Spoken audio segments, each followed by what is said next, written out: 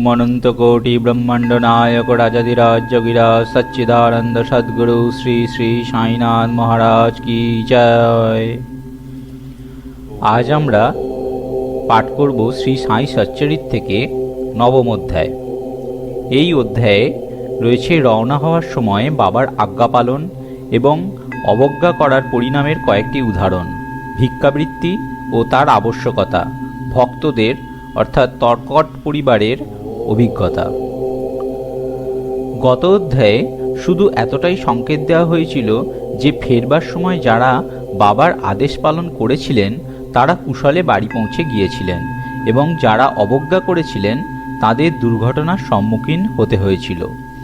এই অধ্যায়ে এই সত্যটি কয়েকটি ঘটনার মাধ্যমে বিস্তৃত আকারে বোঝানো হবে। শিরডি যাত্রার বিশেষত্ব। শিরডি যাত্রার একটা বিশেষত্ব ছিল যে বাবার অনুমতি ছাড়া কেউ শিরডি থেকে প্রস্থান করতে পারত না, এবং যদি কেউ দুর্ভাগ্যবশত বাবার আজ্ঞার অবজ্ঞা করে যাত্রা করত তাহলে যেন সে অনেক কষ্টকে আহ্বান করত। আবার এও ঠিক যে যদি কাউকে বাবা শিরডি থেকে রওনা হওয়ার আদেশ দিতেন তাহলে তার আর সেখানে বেশিক্ষণ থাকার সুযোগ হতো না।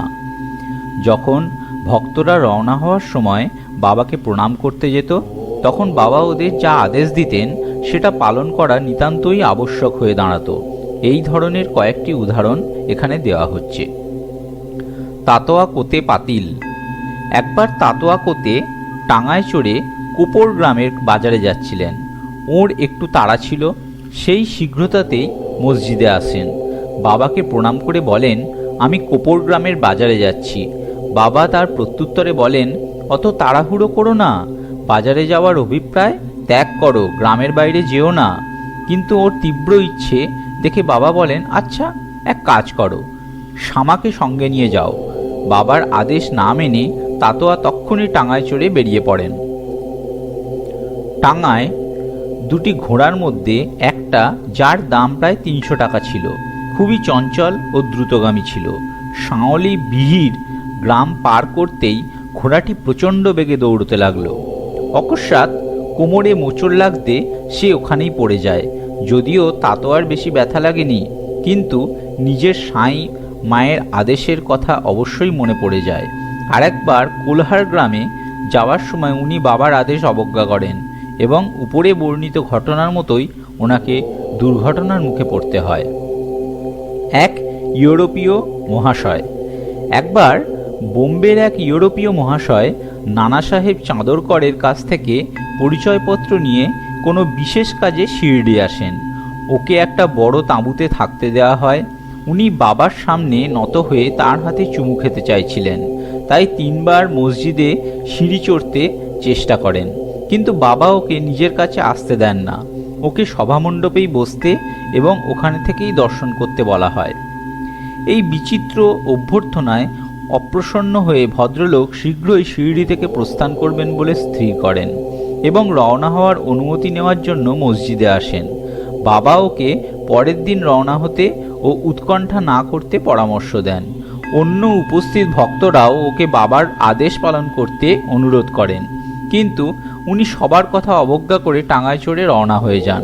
কিছু দূর পর্যন্ত ঘোড়াগুলি ভালোভাবেই চলল, কিন্তু শাওলিবিহির পার হতেই একটা সাইকেল সামনে থেকে আসতে দেখে ঘোড়াগুলি ভয় পেয়ে দ্রুতগতিতে দৌড়তে লাগলো।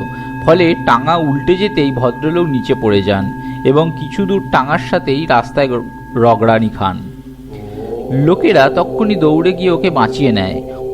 ওকে কোপর গ্রামের হাসপাতালে ভর্তি করা হয়। এই ঘটনার মাধ্যমে ভক্তরা শিক্ষা গ্রহণ করেন যে বাবার আদেশ অবহেলা করলে কোনো না কোনো দুর্ঘটনার সম্মুখীন হতেই হয়। যারা বাবার আজ্ঞা পালন করে তারা নির্বিঘ্নে ও আনন্দে গন্তব্যে পৌঁছে যায়। ভিক্ষাবৃত্তির আবশ্যকতা। এবার আমরা ভিক্ষাবৃত্তির প্রশ্নের উপর বিচার করব। অনেকের মনে এই সন্দেহ উৎপন্ন হতে পারে যে বাবা এত মহান পুরুষ হওয়া সত্ত্বেও আজীবন ভিক্ষাবৃত্তি করে কেন জীবন নির্বাহ করেন। এই প্রশ্নের উত্তর দুটি দৃষ্টিকোণ সামনে রেখে দেওয়া যেতে পারে। প্রথম দৃষ্টিকোণ, ভিক্ষাবৃত্তি দ্বারা জীবন নির্বাহ করার অধিকারী কে? শাস্ত্রানুসারে যারা 3টি মুখ্য আসক্তি যথা কামিনী, কাঞ্চন ও কীর্তি ত্যাগ করেছেন, আসক্তি মুক্ত হয়ে সন্ন্যাস গ্রহণ করেছেন, তারাই ভিক্ষাবৃত্তির উপযুক্ত অধিকারী। কারণ তারা নিজের বাড়িতে খাবার তৈরি করার ব্যবস্থা করতে পারেন না, অতএব তাদের ভোজনের ভার গৃহস্থদের ওপর দেওয়া হয়।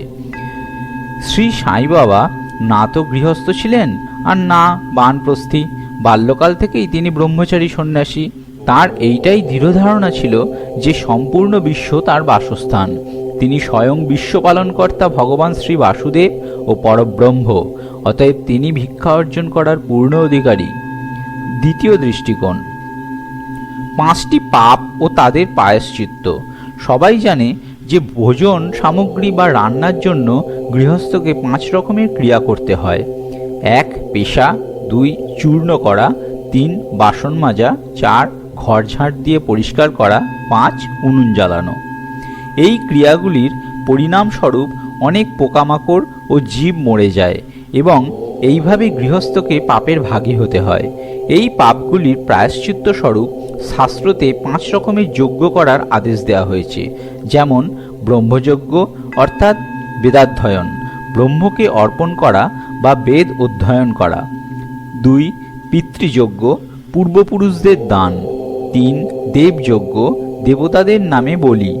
4 ভূতযজ্ঞ, প্রাণীদের দান। 5 মনুষ্যযজ্ঞ, মানুষদের অর্থাৎ অতিথিদের দান। যদি এই কর্মগুলি বিধিপূর্বক শাস্ত্রানুসারে করা হয় তাহলে মন শুদ্ধ হয়ে জ্ঞান ও আত্মানুভূতির প্রাপ্তি সুলভ হয়ে যায়। বাবা দাঁড়ে দাঁড়িয়ে গিয়ে গৃহস্থদের এই পবিত্র কর্তব্যের কথা মনে করিয়ে দিতেন। তারা খুবই ভাগ্যবান যারা বাড়ি বসে খাবার দ্বারা দেওয়া শিক্ষা গ্রহণ করার সুযোগ পেয়েছিল। ভক্তদের অভিজ্ঞতা। এবার একটি মনোরঞ্জক বিষয় বর্ণনা করা হচ্ছে। ভগবান শ্রীকৃষ্ণ গীতাতে বলছেন, যে আমায় ভক্তিপূর্বক কেবল একটা পাতা, ফুল, ফল বা জল অর্পণ করে, আমি সেই শুদ্ধ চিত্তের ভক্তের দ্বারা অর্পিত বস্তু সানন্দে স্বীকার করি। যদি ভক্তদের শ্রী সাই বাবাকে সত্যি সত্যি কিছু উপহার দেওয়ার ইচ্ছে হতো এবং অর্পণ করার কথা তারা যদি ভুলে যেত, তাহলে বাবা তাদের কিংবা তাদের বন্ধুদের দ্বারা ওই উপহারের কথা মনে করিয়ে দিতেন এবং সেটা দিতে বলতেন। বলা বাহুল্য, উপহার পাওয়ার পর তাদের আশীষও দিতেন। এই ধরনের কিছু ঘটনা নিচে বর্ণনা করা হচ্ছে। তর্খট পরিবার, পিতা ও পুত্র। শ্রীরামচন্দ্র আত্মারাম উপনাম বাবা সাহেব তর্খট প্রথমে প্রার্থনা সমাজী ছিলেন, তবুও তিনি বাবার পরম ভক্ত ছিলেন। একবার উনি স্থির করেন যে ছেলে ও মা গরমকালের ছুটি শিরডিতেই কাটাবে, কিন্তু ছেলের বান্দ্রা ছেড়ে অন্যত্র যাওয়ার ইচ্ছে ছিল না। ওর ভয় ছিল যে শ্রী বাবার পুজো নিয়ম মতো হতে পারবে না। পিতা প্রার্থনা সমাজের রীতি অনুসরণ করেন, তাই খুব সম্ভব শ্রী সাই বাবার পূজা ইত্যাদির খেয়াল রাখতে পারবেন না। কিন্তু পিতা আশ্বাস দেন যে বাবার পুজোয় কোনো বাধা পড়বে না এবং মা ও ছেলে শুক্রবার রাতে শিরডি অভিমুখে রওনা দেয়। পরের দিন শনিবার শ্রীমান তর্খট ব্রহ্মমুহূর্তে ওঠে, স্নানাদি সেরে পূজা শুরু করার আগে বাবাকে প্রণাম করে প্রার্থনা করেন, হে বাবা, আমি ওইভাবেই আপনার পূজা অর্চনা করব যেমনটি আমার ছেলে করত, কিন্তু কৃপা করে এটা একটা শারীরিক কর্মের সীমায় আবদ্ধ রাখবেন না। এই বলে উনি পুজো আরম্ভ করেন এবং মিছরি নৈবেদ্য অর্পণ করেন, যেটা দুপুরের খাবারের সাথে প্রসাদ রূপে বিতরণ করা হয়। সেই সন্ধ্যা ও পরের দিন রবিবার নির্বিঘ্নে কেটে যায়।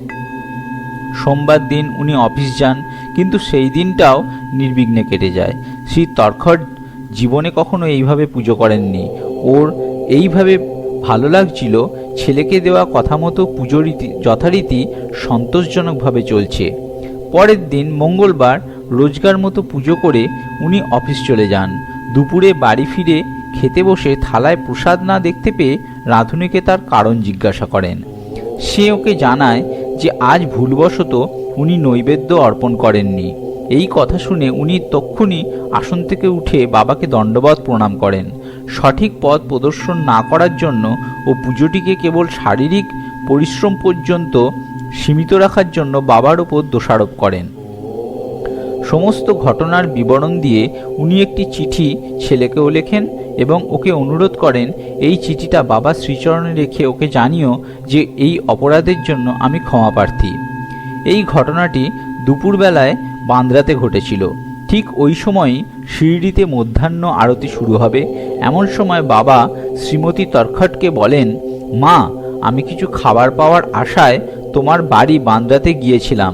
দরজায় তালা দেখেও কোনো রকমে বাড়ির ভেতর প্রবেশ করি, কিন্তু সেখানে দেখি মহাশয় শ্রী তর্খট আমার জন্য কিছুই খাবার রেখে যাননি। তাই আমি ক্ষুধার্তই ফিরে এসেছি। কেউই বাবার কথার অভিপ্রায় বুঝতে পারল না, কিন্তু শ্রী তর্খটের ছেলে সমস্ত ব্যাপারটি বুঝে গেল যে নিশ্চয়ই বান্দ্রাতে বাবার পুজোয় কোনো ভুল হয়ে গেছে। তাই ও বাবার কাছে অবিলম্বে বাড়ি ফিরে যাওয়ার অনুমতি চাইতে লাগলো। কিন্তু বাবা ফিরে যাওয়ার অনুমতি দিলেন না এবং শিরডিতে থেকে সেখানেই পুজো করার আদেশ দেন। শিরডিতে যা যা ঘটল তা একটা চিঠিতে লিখে ছেলে নিজের বাবাকে পাঠায় এবং ভবিষ্যতে পুজোয় সাবধান থাকতে অনুরোধ করে। শুধু চিঠি ডাক মারফত দুই পক্ষ একই সময় পায়। ঘটনাটা অত্যাশ্চর্য নয় কি? শ্রীমতী তর্খট। একবার শ্রীমতী তর্খট 3টি জিনিস মশলা মাখানো বেগুন ভাজা, বেগুনের গোল টুকরো ঘিয়ে ভাজা ও প্যাঁড়া বাবার জন্য পাঠান। বাবা সেগুলিকে কিভাবে স্বীকার ও গ্রহণ করেন এবার আমরা সেটাই দেখব। বান্দ্রার শ্রী রঘুবীর ভাস্কর পুরন্দরের বাবার পরম ভক্ত ছিলেন। শ্রীমতী তর্খট শ্রীমতী পুরন্দরকে 2টো বেগুন দেন এবং শিরডি পৌঁছে উপরোক্ত 2টি ব্যঞ্জন বাবাকে অর্পণ করতে অনুরোধ করেন। শিরডি পৌঁছে শ্রীমতী পুরন্দরে প্রথম ব্যঞ্জনটি ভুর্তা নিয়ে মসজিদে যান। বাবা ঠিক সেই সময়ই খেতে বসেছিলেন। বাবার বেগুনের ভুর্তা খেয়ে খুবই ভালো লাগে এবং একটু একটু সবাইকে বিতরণ করেন। কিছুক্ষণ পরই বেগুনের কাচরা দ্বিতীয় ব্যঞ্জনটি আনতে বলেন। রাধা কৃষ্ণ মাইয়ের কাছে খবর পাঠানো হয় যে বাবা বেগুন ভাজা চেয়ে পাঠিয়েছেন। এবার রাধাকৃষ্ণ মাই তো খুবই বিপদে পড়লেন, কারণ বছরের এই সময় তো বেগুন পাওয়াও যায় না। বেগুন পাওয়াটাই সমস্যা হয়ে দাঁড়ালো। এবার খোঁজ পড়ল যে বেগুনের ব্যঞ্জনটি কে বানিয়ে এনেছিল।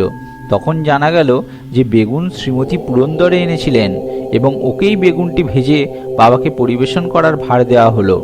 এবার সবাই বাবার হঠাৎ বেগুন ভাজা খাওয়ার ইচ্ছার অভিপ্রায় বুঝতে পারল। বাবার সর্বজ্ঞতা দেখে আশ্চর্য বোধ হয়। ডিসেম্বরে 1915 সালে শ্রী গোবিন্দ বালারাম মানকর শিরডি গিয়ে সেখানে তার বাবার অন্ত্যেষ্টিক্রিয়া করতে চাইলেন। রওনা হওয়ার আগে তিনি শ্রীমতী তর্খটের সঙ্গে দেখা করতে যান। শ্রীমতী তর্খট বাবার জন্য কিছু পাঠাতে চাইছিলেন। বাড়িময় খোঁজাখুঁজির পরও একটা প্যাঁড়া ছাড়া কিছুই পেলেন না এবং প্যাঁড়াটাও নৈবেদ্য রূপে আগেই দেওয়া হয়ে গেছিল। নিরুপায় হয়ে সেই প্যাঁড়াটি অত্যধিক ভালোবাসার বশবর্তী হয়ে বাবার জন্য পাঠিয়ে দেন। ওর দৃঢ় বিশ্বাস ছিল যে বাবা সেটি অবশ্যই গ্রহণ করবেন। শিরডি পৌঁছে গোবিন্দরাও বাবার দর্শন করতে যান, কিন্তু সেই সময় প্যাঁড়াটি নিয়ে যেতে ভুলে যান। বাবা কিছু বলেন না, কিন্তু সন্ধ্যার সময় যখন গোবিন্দরাও প্যাঁড়া না নিয়েই বাবার দর্শন করতে যান, তখন বাবা চুপ থাকতে না পেরে ওকে জিজ্ঞাসা করেন, তুমি আমার জন্য কি এনেছো? উত্তর পান, কিছু না। বাবা আবার প্রশ্ন করেন এবং একই উত্তর পান। এবার বাবা স্পষ্ট শব্দে জিজ্ঞাসা করেন, মা, তোমায় শ্রীমতী তর্খট রওনা হওয়ার সময় কিছু দেননি? এবার ওর প্যাঁড়ার কথা মনে পড়ে এবং খুবই লজ্জিত বোধ করেন। বাবার কাছে এই ভুলের জন্য ক্ষমা চান। তক্ষুনি দৌড়ে গিয়ে প্যাঁড়াটি এনে বাবার সামনে রাখেন। বাবা তক্ষুনি সেটি মুখে পুরে ফেলেন। এইভাবে শ্রীমতী তর্খটের উপহার বাবা গ্রহণ করেন। ভক্ত আমার উপর বিশ্বাস রাখে, তাই আমিও গ্রহণ করে নিই, এই ভগবত বচন সিদ্ধ হল। বাবার তৃপ্তিকর ভোজন। একবার শ্রীমতী তর্খট শিরডি যান। দুপুরের খাবার প্রায় তৈরি এবং থালা সাজিয়ে দেওয়া হয়েছে। ঠিক সেই সময় একটি কুকুর খিদের চোটে ঘেউ ঘেউ করতে করতে সেখানে এসে দাঁড়ালো। শ্রীমতী তর্খট তক্ষুনি উঠে গিয়ে রুটির একটা টুকরো কুকুরটাকে দেন। সে খুব আনন্দের সাথে সেটা খেয়ে নেয়। বিকেলবেলা যখন বাবা মসজিদে এসে বসেন, তখন তিনি শ্রীমতী তর্খটকে দেখে বলেন, মা, আজ তুমি আমায় খুব ভালোবেসে খাওয়ালে। আমার ক্ষুধার্ত আত্মা বড়ই তৃপ্ত পেল। সবসময় এইরূপ আচরণই করো, কখনো কখনো তুমি এর উত্তম ফল পাবে। এই মসজিদে বসে আমি কখনো অসত্য ভাষণ করব না, সর্বদা আমার ওপর এইরূপ অনুগ্রহই রেখো, এই কথাটা ভালোভাবে মনে রেখো। বাবার কথাগুলি উনি ঠিক বুঝতে পারেন না, তাই প্রশ্ন করেন, আমি আবার কাকে খেতে দিলাম? আমি তো নিজেই অন্যদের ওপর আশ্রিত, অন্যের কাছে অর্থের বিনিময়ে খাবার সংগ্রহ করি। বাবা তাতে বললেন, ওই রুটিটা খেয়ে আমার হৃদয় তৃপ্ত হয়ে গেল এবং এখনো অবধি ঢেকুর উঠছে। ভোজন করার আগে তুমি যে কুকুরটাকে দেখেছিলে এবং যাকে তুমি রুটির টুকরো দিয়েছিলে, সে তো আসলে আমারই স্বরূপ। এই রকম অন্যান্য প্রাণীরাও, বেড়াল, শূকর, মাছি, গরু ইত্যাদি আমারই স্বরূপ, আমি ওদের আকারে বিদ্যমান। যে এইসব প্রাণীদের মাঝে আমাকেই দর্শন করে, সে আমার অত্যন্ত প্রিয় ভক্ত। তাই দ্বৈত বা ভেদভাব ভুলে তুমি আমার সেবা করো।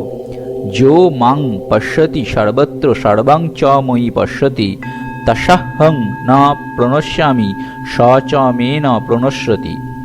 এই অমৃততুল্য উপদেশ গ্রহণ করে শ্রীমতী তর্খট হতবাক হয়ে গেলেন এবং ওর চোখ থেকে অশ্রুধারা প্রবাহিত হতে লাগলো, কণ্ঠ রুদ্ধ হয় এবং মন আনন্দে নেচে উঠল। শিক্ষা: সমগ্র প্রাণীদের মাঝে ঈশ্বর দর্শন করো, এইটাই হচ্ছে এই অধ্যায়ের শিক্ষা। উপনিষদ, গীতা ও ভাগবত এই উপদেশ দেয় যে সব প্রাণীদের মধ্যে ঈশ্বরের বাস, এই সত্যই প্রত্যক্ষ অনুভব করো। অধ্যায়ের শেষে বর্ণিত ঘটনাটি ও অন্য আরও অনেক দৃষ্টান্ত এখনও লেখা বাকি আছে। বাবা স্বয়ং প্রত্যক্ষ উদাহরণ প্রস্তুত করে দেখাতেন যে কিভাবে উপনিষদের শিক্ষাগুলি আচরণবদ্ধ করা উচিত, এবং এইভাবে শ্রী সাই বাবা শাস্ত্রগ্রন্থের শিক্ষা দিতেন। এই সাথেই আজকে সমাপ্ত হল শ্রী সাই চরিতের 9ম অধ্যায়। ওম অনন্ত কোটি ব্রহ্মাণ্ড নায়ক রাজাধিরাজ যোগীরাজ সচ্চিদানন্দ সদ্গুরু শ্রী শ্রী সাईनाथ महाराज की जय।